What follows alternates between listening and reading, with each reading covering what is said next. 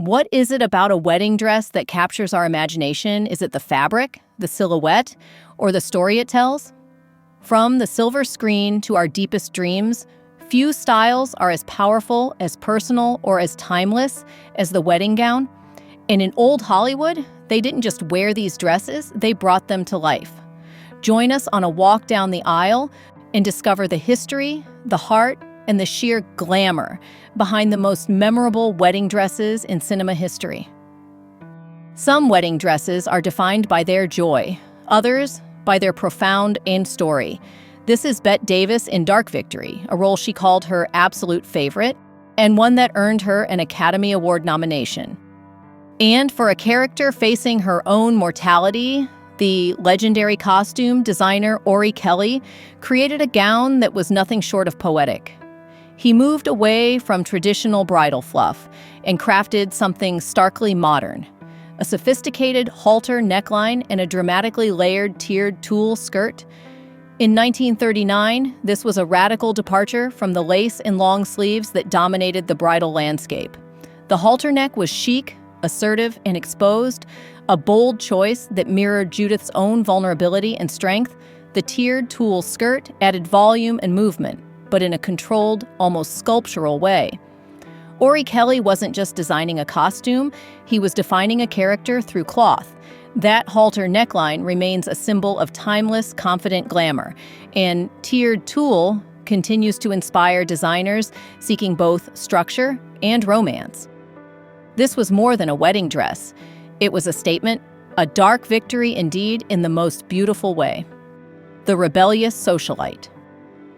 When a character is as fiercely independent as Katharine Hepburn's Tracy Lord in the Philadelphia Story, only one designer could capture that spirit. Adrian, the visionary behind MGM's most iconic looks, including The Wizard of Oz. Now, this isn't just a wedding dress. This is sartorial rebellion. In 1940, bridal fashion favored soft, romantic silhouettes, but Adrian, true to Hepburn's own persona, created something entirely different: a structured collar and sharp ruffles in crisp organza that defied convention. Notice the detailed lacing at the waist, a subtle nod to historical elegance, but executed with modern precision. This gown wasn't designed to make Tracy Lord just a bride, it was designed to make her a statement. The collar frames her face like a crown. The ruffles stand with architectural precision, and the overall effect is pure, uncompromising elegance. This collaboration between a designer who understood powerful women and an actress who embodied them resulted in one of Hollywood's most intellectually chic wedding moments. It wasn't about fantasy, it was about identity. A dress that proves true style isn't about following trends, it's about having the confidence to set them. A real-life love story. Some wedding dresses in film are pure fiction, but this one is woven with real love. This is Jean Tierney as Isabel in the 1946 film The Razor's Edge, in a gown designed by none other than her own husband at the time, the legendary fashion designer Oleg Cassini. And what a creation it is. Cassini draped Tierney in timeless all-over lace, a fabric choice that speaks to both tradition and sophistication. The fit and flare silhouette, the elegant long sleeves, the delicate illusion neckline, this wasn't just a costume, it was a personal declaration of love and style. Cassini, who would later become the official designer for First Lady Jacqueline Kennedy, was a master of creating looks that were both regal and relatable. You can see that same philosophy here. The grandeur of the lace, combined with a cut that feels intimate and profoundly graceful. So, when Isabel walks down the aisle, we're not just watching a character in a beautiful dress. We're witnessing a moment of personal and cinematic history, a love letter in lace stitched together by one of fashion's greatest visionaries for the woman he loved. The comedic ball gown. If there's one woman who could turn a wedding dress into a scene-stealing comedy prop, it's Lucille Ball. In the long trailer, Lucy didn't just wear a gown. She battled it, and oh, how we loved it. Designed by the legendary MGM costume genius Helen Rose, this was no ordinary bridal gown. It was a lace ball gown hybrid, romantic, extravagant, and practically a character in itself. The delicate lace bodier and dramatic skirt epitomized 1950s glamour, but on Lucy, it became part of the punchline.